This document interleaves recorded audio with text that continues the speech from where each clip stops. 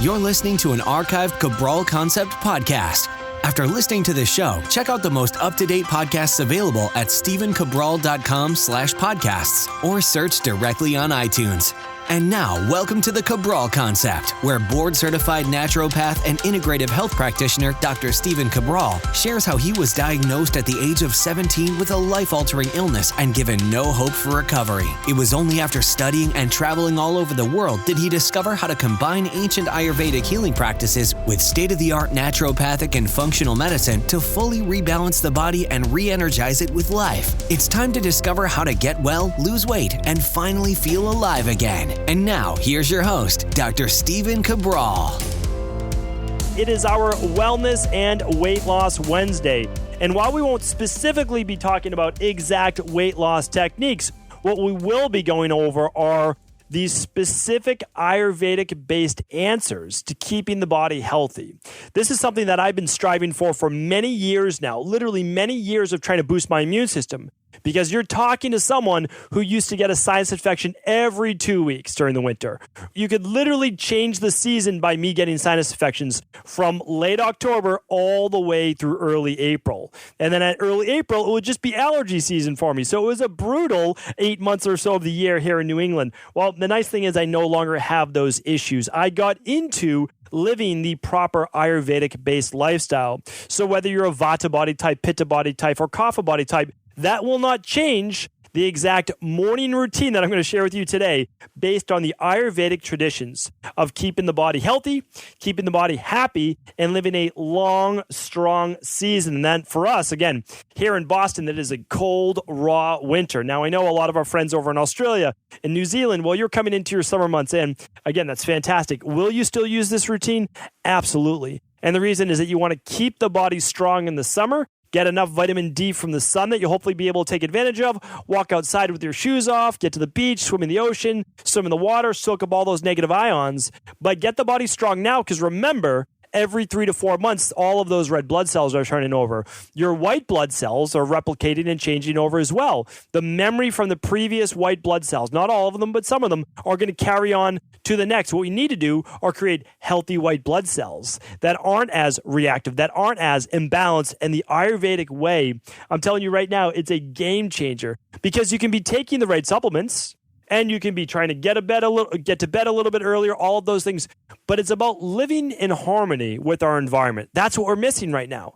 Again, we have the knowledge of, okay, use this specific supplement, use this specific lab to see what you're missing, all of those things. And I like that. I use them every day in my practice, and I'm not going to discount it. But what I need you also to remember is that there's an emotional and physical side to all of this. And it's called our peripheral nervous system. It's the input taken in from our 5 senses. And then it's, well, what does the mind do with that? How does it process it? That's such a huge part that is completely left out of conventional medicine, but it's also left out of most forms of functional medicine. And I love functional medicine, so don't get me wrong, but we need to look at the Eastern-based philosophies as well. That's something unique that I learned from my mentor, of course. That's the reason, right? So I had the tools from studying orthomolecular medicine. I had the tools from studying a lot of the bioregulatory forms of medicine, and I love them, and I'll use them today, and I'll use them 50 years from now. I mean, I'll be here 50 years from now. That's a commitment that I made to myself and my family as well. I mean, how great would that be? That's what I want for myself. And that's not out of the realm of the possibilities. So what I look at, this right now is I need to start doing things now. My immune system is great. I mean, it really is. And I can say that and be super proud because it was horrible before. I mean, even before I got extremely sick at 17, I had a terrible immune system. Now I could blame it on my awful genetics in terms of, again, not blaming my parents, but I'm blaming those proteins inside my body, right? Those SNPs, the single nucleotide polymorphisms, and all the MTHFR-based issues and the COMT issues and my issues around free radical damage and inflammation. I'll always be susceptible to that. But what I've done is I've begun to live a life, and it will only get better because I'm on this journey right alongside you. I'm getting better each year, which is why I feel like I have more energy and vitality and just zest for life. So when I say I'm enjoying life to the fullest, I mean that, but it's because I'm just day in and day out. It's never one day that makes or breaks you. I have some really bad days, and I have some really hard travel that I sometimes do. And I look forward to being able to speak overseas a lot more. And I look forward to doing another trip back to India. And I want to document that trip. And I know it's going to be a tough flight. It is a hard flight for me to get to India. I don't know that it's easy for a lot of people, but for me, I fly. Typically, I'm either going from Boston to New York and picking up an international flight. I'm going Boston to San Francisco to pick up an international flight. There are a few flights that I can get from here where I would get to Dubai and then Dubai to one of the main cities in India. And then I would go to one of the other cities. That's how I've done it before. But again, that is not an easy flight. You're talking about a 16-hour straight flight, and then you're talking about a 5, 6, 8-hour layover in Dubai overnight, where I've done that twice, where I've literally just kind of put my bag in the ground and nobody's in the airport essentially, and I'm just trying to catch a little bit of sleep, which hardly ever happens. And then I'm on another flight to Delhi or some other capital, and then I go off on a long car ride to whatever my destination is. So I look at that and I say, that is something I'm going to do again. Am I looking forward to that travel to get there? No, but I love India and I love all of the Ayurvedic wisdom. And I've been there multiple times and I've been to Sri Lanka. So what I want to do is I say, okay, I'm going to go there, but I need robust health and I need robust wellness. Well, the morning protocol, and I've talked about this a little bit more before, but this is in terms of how do you set your body to stay healthy? That's how I'm approaching it today. Because I do want to give you a couple past episodes. I'd love you to write this one down or try to remember this one. It's episode 613. I will link it up in the show notes today. So certainly if you go over to stephencabral.com/1041. That is where I'll try to link these up. Now, that was episode 613. It was titled this, Learn from this Ayurvedic breakfast and morning routine. I hope that you'll check that out. You'll begin to understand why there's only one human natural breakfast. And I explain that in episode 613. So you can throw out the maybe it should be this, maybe it should be that. And you can begin to learn from the unbiased wisdom of people that lived and wrote down this information 6,000 years ago. Now, they were living far before that. They had many thousands of years of experimenting with breakfast, but also I go through the basics on that show. What would be available to you? And I can assure you that chicken sausage and eggs whenever you wanted was not going to be available to you for breakfast, right? Am I totally against eggs? I'm not, but let's think about this from an Ayurvedic and also physiological response. Should you be putting heavy proteins in your body first thing in the morning? Check out that podcast, episode 613, for answers to that. And then, if you want to get a little bit more into the Ayurvedic must-do detox routines for the morning, check out episode 704. So we have 613 for the breakfast, and we have 704 for the AM detox routine. Check those out. Those are things that I try to live by and that I teach and that I learned in India, but also, have read in textbooks as well. I don't want everyone to feel like they need to go to India in order to experience Ayurveda. There are amazing textbooks and books that I've stated on many previous Ayurvedic podcasts since episode 900 on all of these different books and all of the great teachers that came before us.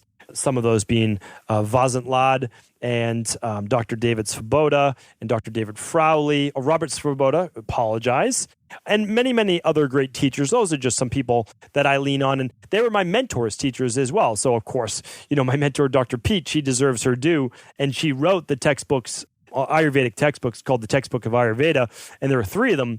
So she wrote the first 2, not the last one, for Dr. Vasant Lad, but it's Dr. Vasant Lad's teaching. So I love the lineage, and I just try to pass down some of that lineage to you as well.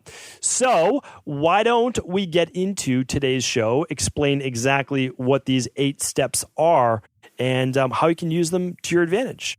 So here we go. And the first one is this, and this is so important. And I want to approach this from a little different perspective that I haven't done before. I don't want you to rush into your day. I talk about this all the time from a parasympathetic and sympathetic nervous system basis and how you need to ease into your day. I can't even begin to tell you how that changed my life in terms of energy management and not burning out and actually beginning to build back up, right? If you think of your energy in your life as a flame on a candle, well, if you rush into your day, think about adding a little bit of oxygen to that candle or blowing on it gently and watching that flame burn faster, right? And harder, just like a fire. If you have a fire and you blow on it, the flame is going to get larger. Well, that's the peripheral nervous system. That's you adding more stress to your body. I'm not going to make any one of these 8 long, and that's because I need these to be takeaways that you can listen to it again if you want. We're at about 10 minutes into the show, so even if you want to just rewind and start 10 minutes into the show, perfect. I have no problem with that at all. So again, it's all about the content and information. Use it however you want, and some of these will be, you've already heard them before, right? And some will be new, so you'll focus on the ones that may be new to you. But here's the thing. People ask me all the time, okay, I want to ease into my day, but I have to do this, and this in the morning. I only have this time to get out of the house. My recommendation is this. I want you to wake up 15 minutes earlier to start. That's it. Well, in the future, would I love you to wake up an hour earlier? Sure, as long as that's not 3:30 a.m. That's not part of a normal sleep cycle. Now, some people that wake up at 3:30 a.m. because it's part of their job or whatever it might be. Totally understand that. Now, just because you say it's part of your job, though, does not mean that it's optimal. But I do understand you have to live it. I worked 2 jobs for quite a while, and then I worked a job. Once I got out of those 2 jobs, that was the same length as 2 jobs. I got into work, let's say at 5:30 a.m., and I was there till about 9:30 at night. That's a long day, right? But I was paying my dues. Do I do that today? No. Are there certain days where I'll have to work a long day like that? Sure, every once in a while, right? But it's not commonplace. So I understand we have to work from where we're at in life, but here's what I want you to think about. No matter what time you're going to bed right now, if you rush into your day, I need you to wake up 15 minutes earlier. And my belief is this, that 15 minutes of sleep, you won't really notice a difference a week after doing this, setting the same time. But your lack of having to rush into your day will offset the less of 15 minutes sleep. I just want to repeat that in proper English. It's this. If you wake up 15 minutes earlier, yes, you will have 15 minutes less sleep. Now, of course, I'd love you to go to bed 15 minutes earlier, right? On the other side. But if you can't do that, the 15 minutes not to rush in the morning will allow you to ease into your day, which will cause you less stress, which will cause you less cortisol and adrenaline-based production, which will enable you then to need less sleep at night. I've noticed that without a doubt in my life. If I wake up around the same time every day, don't rush into my day, and I go to bed around a half hour the same time every night, I just don't need as much sleep. Again, in every area of my life, I practice what I preach, except I get 7.5 hours of sleep when I should be getting 8 for my body. That's the only area I can tell you, and I'm always honest. I really am honest. Like, you know that I do a cheat meal once or twice a week, but I've gotten my health to where I want it to be. I've gotten the body transformation to where I want it to be. The health, the inflammation, all of those things. I don't overdo it. I know my limit, and I know that's certainly not alcohol twice a week because that won't work with my body. Alcohol for me is an every once in a while thing. Special occasion, that I choose a special occasion. It could be anything. I could be meeting up with friends that I haven't seen in 3 or 4 months, and I may want to have a drink or 2 maximum. Will I ever go over 2? That's a rare occasion. Couldn't see myself doing it because I know how I'm going to feel that next day. And I can have just as much enjoyment drinking that 1 drink over a much longer period of time where everybody else is drinking 2 or 3 than I would for what it's worth the next day, right? On my immune system, all of those things. But getting back to that and getting back to essentially the sleep, I know that this is a difference and a game changer in my life, and I would love for you to implement that in yours as well. Okay, number 2 is this. If you have not already started implementing this, this is why I'm doing this before the new year. I need you to begin implementing this now through the winter season, through the low health season, and into the new year. This should be every single morning. You wake up and you walk to your kitchen, or maybe you go to the bathroom first, and then you walk to your kitchen, and I need you to drink a glass of water. You choose 6 ounces, 8 ounces, 12 ounces, 16 ounces, whatever your body feels like. But I would like you to do that. It should be room temperature or maybe slightly warm. And I would like you to squeeze in lemon or lime. And if you're low blood pressure or you're low energy, you can put in a pinch of sea salt. Choose the sea salt of your liking. I'm happy to get detailed, and I've explained those before, right? Himalayan sea salt, rock salt, Celtic sea salt, the Redmond's real salt. Any of those could be to your liking, okay? What I would like you to do is drink that down before you do anything else. Now, if you want to do what I do exactly that. I do lime or lemon. I like both, so I'm not afraid to do both. and I add in the sea salt, and I add in a tablespoon, 1 scoop, that's basically 1 serving, of the daily fruit and vegetable blend. It just allows me, it's actually easier for me to absorb the water. That's why I do the daily fruit and vegetable blend. My body does a better job rather than just plain water. Plain water goes through me a little bit faster. I don't absorb it as well because it's missing a lot of the minerals that my body would prefer, right? Being more towards the vata, I need more of those minerals. So I just add the daily fruit and vegetable blend. It's also very alkalizing in the fact that it's what? Well, it's made from plants. It's 22 organic fruits and vegetables. So I mix that with a lime. I mix it with a pinch of sea salt. And then again, every once in a while, I'll add some manuka honey or raw honey. How much? A tiny amount. Half a teaspoon. Mix it right in, drink it, and then I just lick that teaspoon that had the manuka honey or the raw honey on it. It's like a pick-me-up. And you might say, well, that's a lot of sugar. It's 2 grams of sugar. So all of the people that you're saying, oh, you can't do that because it's so much sugar, a half a teaspoon on the tongue gives you the Ayurvedic taste of sweet to start the day. Your mind loves that. Your body loves that. Again, you don't have to do this, but you are certainly not going to start gaining weight if you do a lot of raw honey or if you do a little touch of raw honey. Do I recommend this if weight loss is your goal? I do not, right? But you can still do the lemon water or you could do the lime water.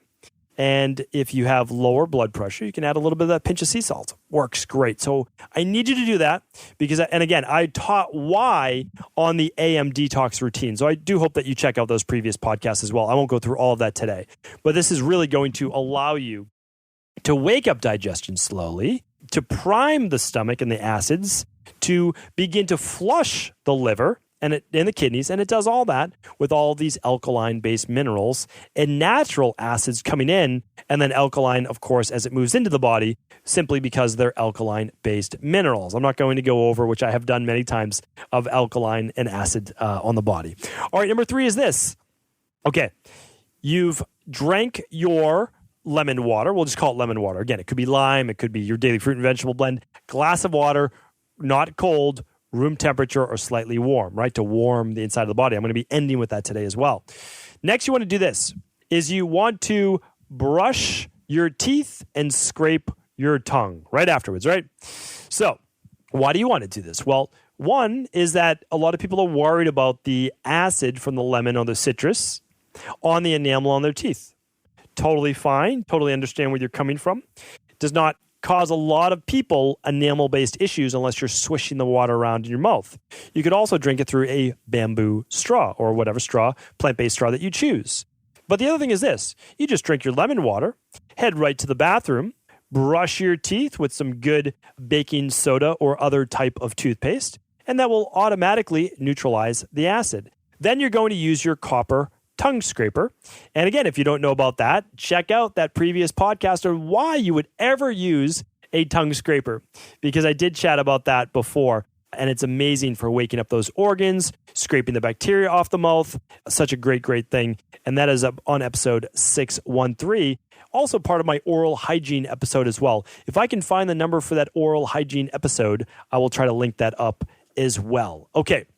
And again, all of today's show notes are over at stephencabral.com 1041 today. I'll put the daily fruit and vegetable blend. I'll put a copper tongue scraper in there and any other notes that we may have as well. Okay, what would the next one be? Well, the next one is this, and this is going to vary a little bit, is you are going to decide right now, some people might shower right away. And if you shower right away, you'll do a different routine that I'll talk about in a moment.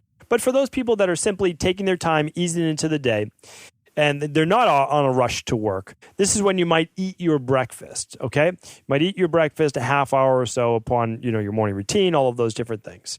But this is what I recommend. Before your coffee or stimulant, coffee is a stimulant, or tea, that's a stimulant. Even if it's green tea, there's still caffeine in it. It's less, right? It's only about 42 milligrams, but there's still a little bit of stimulant, even though it has L-theanine and all of those great things, and I'm not against it. But what I want you to do is allow the body to be stimulated less. We're going to do that 2 ways. We're going to have our breakfast. Whether you're doing a smoothie that I recommend, maybe some warm oatmeal in the winter, whatever you choose. That's not today's podcast. I've talked about that on previous podcasts. But what I'd like you to do is breakfast first, because if you put the caffeine after breakfast, it will actually help with the energy for digestion. The acid will actually help break down the food, very, very different than before. Coffee before breakfast can be a stimulant on the body. How do you know? Well, you could check your resting heart rate. You could check blood sugar. You could use a heart rate variability monitor. All of these things will tell you exactly. And again, I've talked about those in previous shows, which is why I'd love you to go back. Just go to stephencabral.com/podcast and start to tune into these previous podcasts. You will give yourself, in my opinion, a true naturopathic-based foundation, a bioregulatory foundation, a truly integrative health model for how to live a healthy life. Well, let's say now you pick your breakfast and you do your coffee or your tea. One of the things that's not being talked about is this. If you add spices to your coffee, it does a couple things. One is it begins to calm the nervous system. And number two, it adds some alkaline minerals and spices to the coffee without it ruining its digestive-based properties. Now, Ayurveda knew this many, many years ago. Here's what they did. They added cardamom, I can never pronounce that correctly, or nutmeg or other spices, but it was mainly cardamom, to the coffee. And you can buy this anywhere. You can buy organic cardamom anywhere. And they added it to the coffee. Now, again, you'll start small. You might just use a quarter of a teaspoon to get used to the taste. You can even make it into a latte if you're doing a nut milk, such as a macadamia or a cashew or a coconut or almond, whatever you choose, right? You can absolutely do that. And it makes a beautiful, beautiful tasting latte. So the other part is this, though, is that, again, for thousands of years, this goes back to Chinese medicine as well as Ayurvedic medicine. And again, there's a lot of crossover between the two.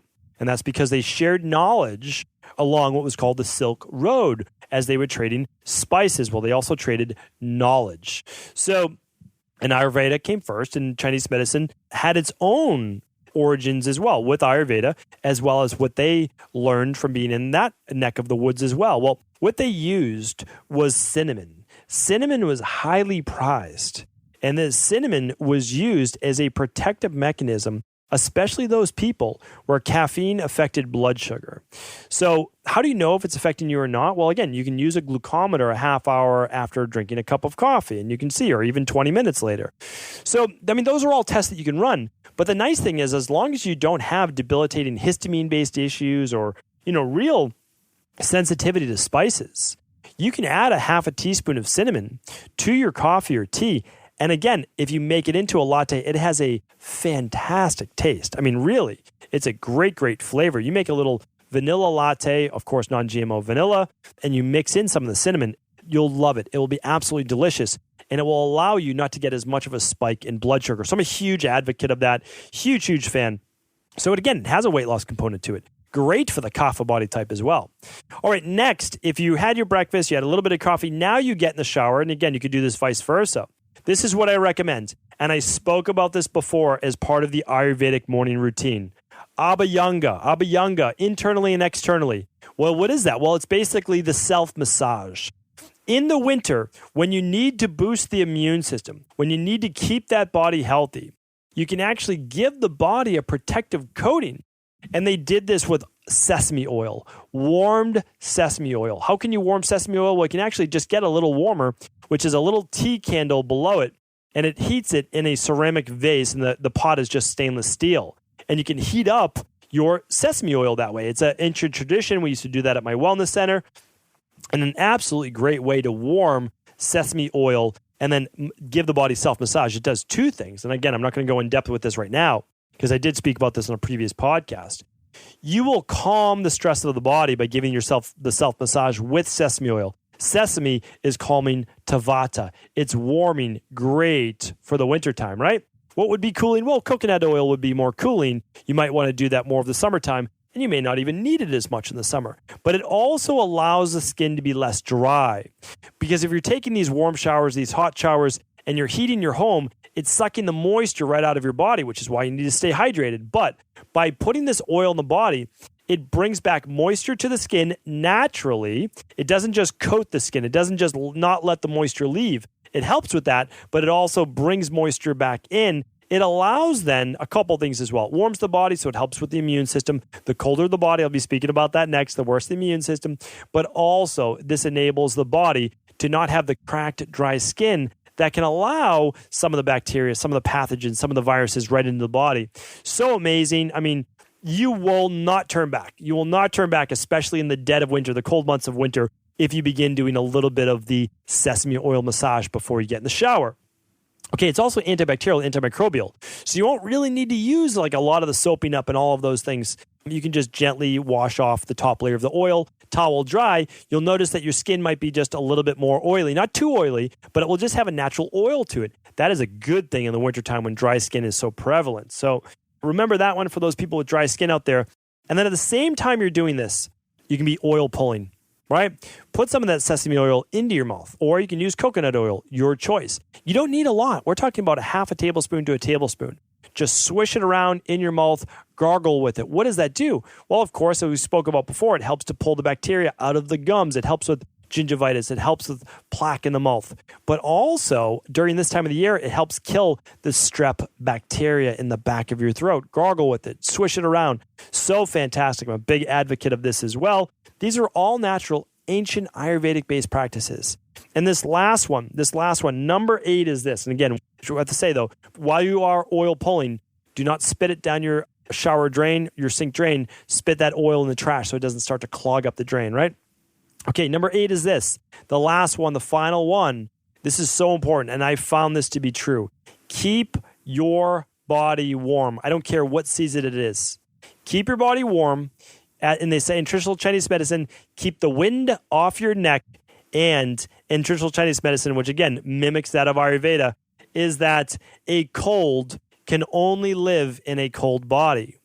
And we've seen this start to come to fruition in our scientific studies.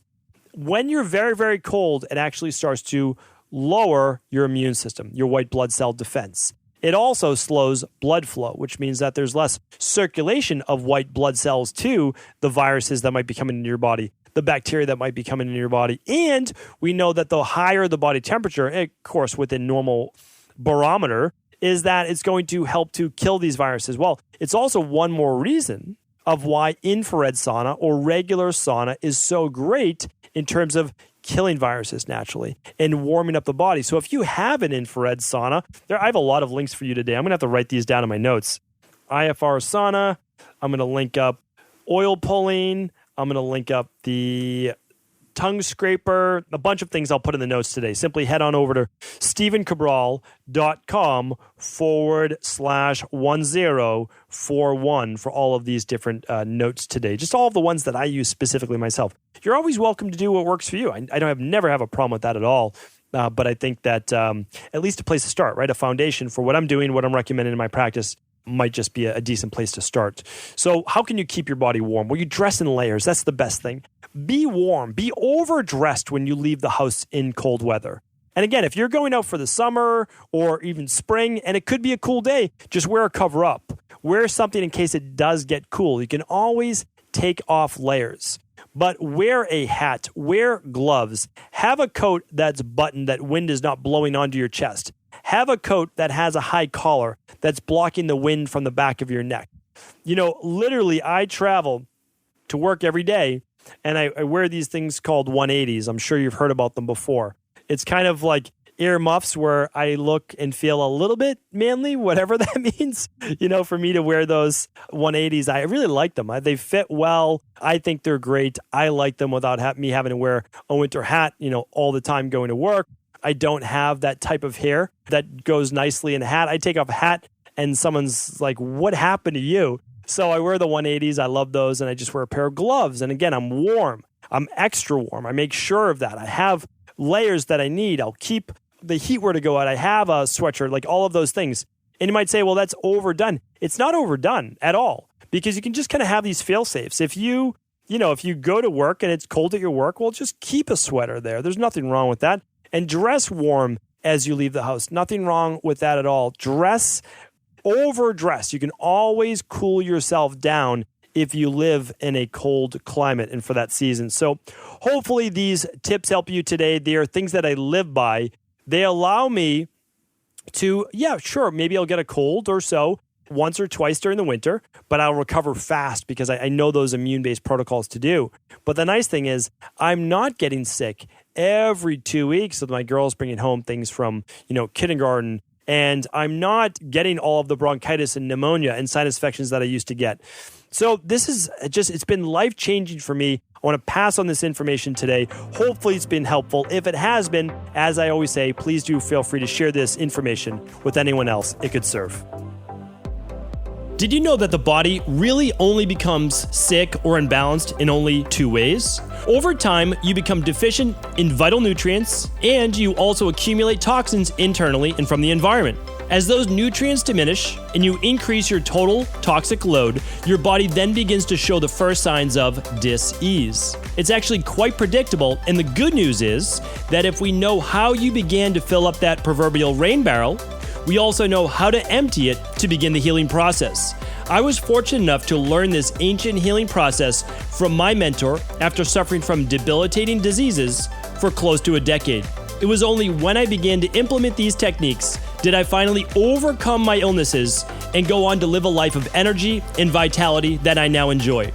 I'd like to share with you now what I discovered after traveling all over the world and how to combine the best of ancient healing wisdom with state-of-the-art science.